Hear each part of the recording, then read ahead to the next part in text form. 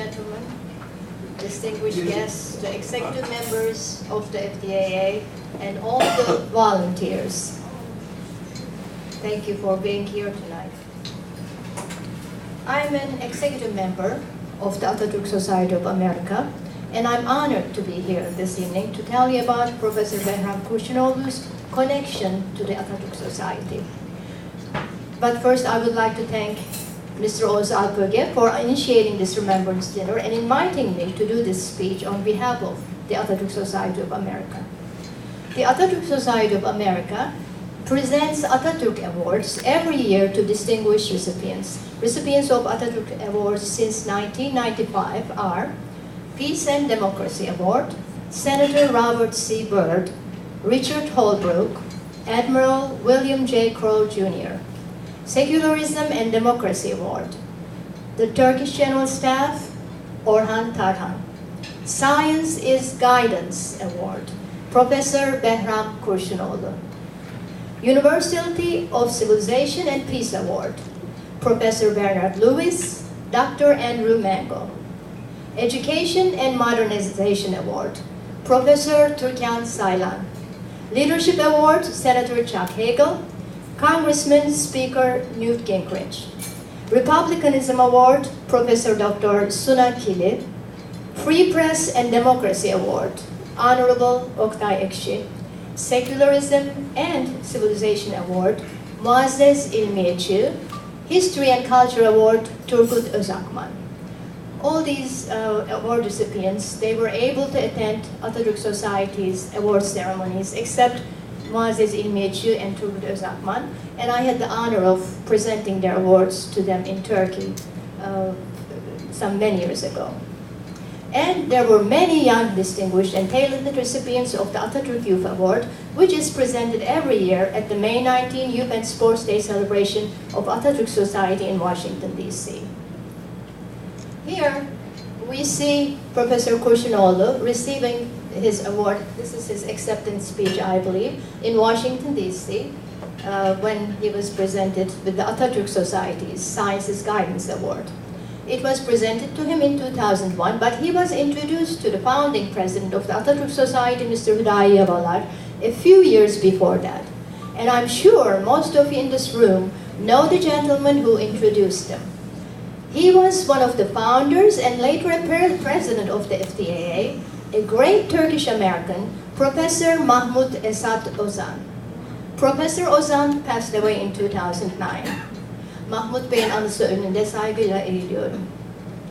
Mr. Ozan and Professor Kurşunoğlu arrived in Miami around the same time in the early 60s. Mr. Ozan was also actively involved in the activities of the Assembly of Turkish American Associations, called FTAA, contributing as a writer for their newspaper, the Turkish Times. And through FTAA, he made the Atatürk Society's founder, Mr. Yavalar. Later, he introduced his good friend, Professor Behram Kurşunoğlu, to Mr. Yavalar. The two Atatürk admirers became good friends soon, communicating through letters and phone calls. As a matter of fact, Professor Behramoğlu wrote an article entitled Atatürk, Beethoven, Einstein, at the suggestion of Hüdayi Yavalar, for the first newsletter Atatürk Society published in 1995. In that article, Beethoven and Einstein placed side by side. Professor Kurşunoğlu wrote, "One of the walls of my office is graced with the pictures of Atatürk, Beethoven, and Einstein side by side." Occasionally, visitors, when they enter, inquire about the stride of immortality in statesmanship, in classical music, and in physics. This is what he's saying. The fundamental premise for this inspiring portrait was based on the common qualities of the three giants of all time, who have either changed the world or made profound impacts on the lives of people everywhere and on science. Then, on the second page of that article, he goes on, "When my train entered Syria from southern Turkey on May 4, 1945, just 4 days before the end of the Second World War in Europe, on my way to England to study abroad, I felt a transition from the 20th century of Atatürk's Turkey to a distant past in history. This was my feeling about the Syrian city of Halab, where people were wearing fez, and here was an air of backwardness in the city environment. It was then a young Turk witnessed the vindication of the great Atatürk revolution in Turkey. I often wondered what would have been my future if I were born in a country without Atatürk. Surely I would not have been on my way to England for higher education in the field of physics. In the same way, I say, what would the world would be like without Beethoven's Ninth Symphony or Einstein's relativity theory of gravitation? I had no opportunity or was too young to have met Atatürk. While Beethoven's music enriched my soul, I was very lucky to have met Einstein in his home, Princeton, New Jersey in 1953. And now, I just read the few paragraphs from that article entitled Atatürk, Beethoven, Einstein. I will go on with the award ceremony. On May 25, 2001, the Atatürk Society of America presented Atatürk Awards to 3 outstanding Turks who were representatives and guardians of Atatürk's principles and reforms. Science is Guidance Award went to Professor Behram Kurşunoğlu of Miami, Florida. Education and Modernization Award was presented to Professor Türkan Saylan of Istanbul. Secularism and Democracy Award to Orhan Tarhan of Bethesda, Maryland. The award ceremony took place at the Turkish Embassy in Washington, D.C. in celebration of May 19, 1919. Turkish Ambassador Baki Ilgin presented Professor Kurşunoğlu's award at the ceremony.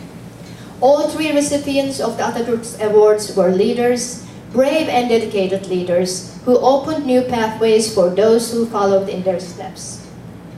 They were great inspirations to so many people. Once more, we remember them with great respect and admiration. Let's see if I can...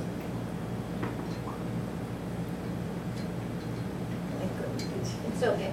You have already seen, actually, the pictures of the award ceremony with Ambassador Baki Ilgin and with Mrs. Türkan Saylan. We already seen this, so it's okay if we can't get it. Before I finish my talk, I would like to tell you a little bit of Behram Kurşunoğlu's Atatürk Award acceptance speech when he was speaking there. He told the audience about the 2 most unusual and very exciting events from his life which have had a profound impact on him and have guided him throughout his life. The first event took place in Bayburt, a small city in eastern Turkey. Mr. Alpöge showed us actually on the map. When he was a 14-year-old student in junior high. The year was 1936. The Governor General of Eastern Provinces of Turkey was visiting the city and he stopped by at the junior high. He walked into Behram Kurşunoğlu's classroom with his aides and the school's principal. Everyone stood up and greeted him. And the governor's first question to the class was, "Can you children tell me anything about Turkish use of?" Some older boys volunteered to answer and began to recite a piece from the Quran, an article of faith on the basis of the Islamic religion.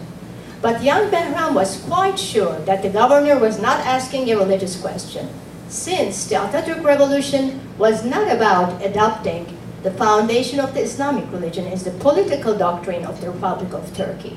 So he put his hand up and asked the governor if he meant Atatürk's dedication of the Turkish Republic to the Turkish youth. The governor said yes, with a broad smile, and asked him if he knew it. Young Behram said, "Sir, I can recite it by heart in Turkish as well as in French." And he stood up and presented it. He was out of breath when he finished. The governor looked impressed and asked his aides to arrange with a tailor to make a navy color suit with the valued British cloth for this young man. The governor's attention encouraged him to acquire new ambitions. The second event, which had a profound impact on him, was the bombing of Hiroshima in Japan. He was studying astronomy in Britain on a Turkish government scholarship, and on August 6, 1945, while he was reading about the news of the bombing in a London library, he learned that the architects of the uranium-based bomb who designed and produced it were some physicists. Among the masters, the list included Albert Einstein, Robert Oppenheimer, Edward Teller, and Hans Bethe, and the list goes on. Kurşunoğlu began wondering about how to become a physicist. And soon he started studying physics, graduating with a Ph.D. from Cambridge University. He met all those physicists on that list, and he even became colleagues and friends with them. He had the good fortune of association with Albert Einstein and working on his theories.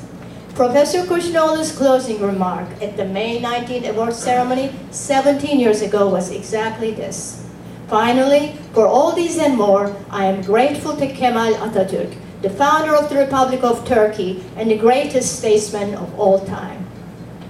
Professor Kurşunoğlu's legacy will be carried to the next generations through his work and his many accomplishments and contributions.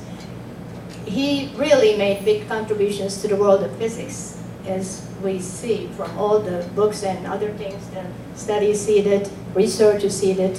So once again, thanks to FTAA for giving us this opportunity to honor him, and thank you all for being here tonight. Thank you. Here we can show the pictures.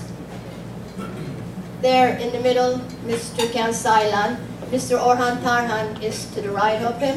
Hüdayi Yavalar is the tallest gentleman, Behram Kurşunoğlu's friend, the founding president of the Atatürk Society of America. This young lady here, Filiz, is the older sister of one of our past presidents, Serap Odabaşgelday. She is a board member too, and our other board members there. And this was Mr. Metin Camcıgil, the president at that time of the Atatürk Society of America.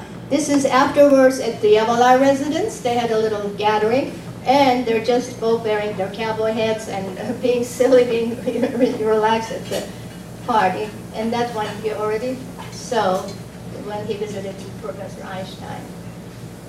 Thank you. Thank you.